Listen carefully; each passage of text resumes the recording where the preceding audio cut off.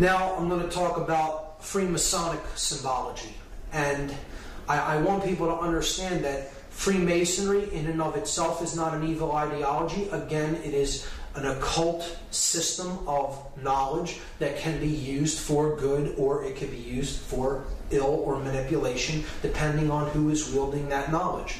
So this is the Freemasonic Compasses and Square with the letter G in the middle as depicted in American Freemasonry.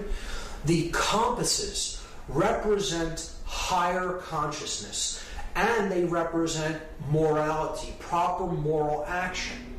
The square represents base consciousness, which must be ruled by our compassion and must be ruled by our moral uprightness. The square is base consciousness. It can be seen as the reptile brain.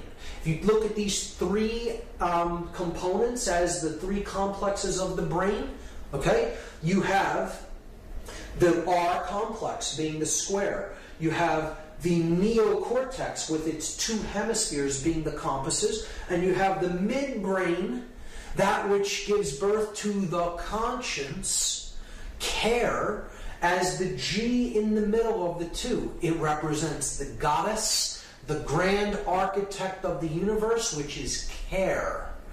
Okay, that's what creates our experience, what we care about. And if we get into touch with conscience, it can give birth to proper moral action. But we can only do that by getting in touch with the grand architect of the universe, the God principle, the sacred within us.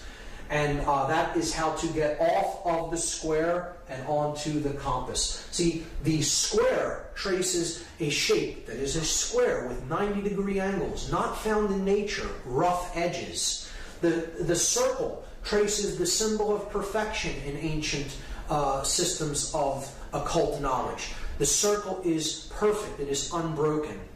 It is a symbol of divinity. It can never be nailed down with perfection because it is based upon pi, a figure that is a divine principle that can never be calculated with absolute certainty. So the object is to circle the square and have our compassion and our higher consciousness rule over our lower instincts and our animal instincts. And we do that through getting in touch with the care principle, the generative principle, the G, which is the grand architect of the universe, care, conscience.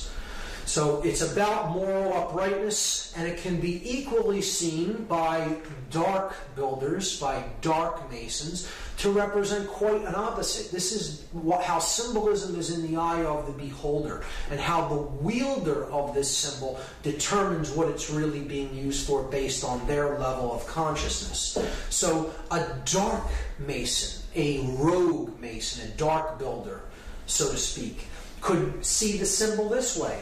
Man is ignorant. He exists in base consciousness. And I, as one who has perfected myself, have the divine right to rule over the base man, the square, he who is on the square. So it's two different interpretations of the same symbol. One seen in a positive connotation and one seen in a manipulative, negative connotation, depending on the eye of the beholder, of the wielder of the symbol. Here's how this has been used in popular culture.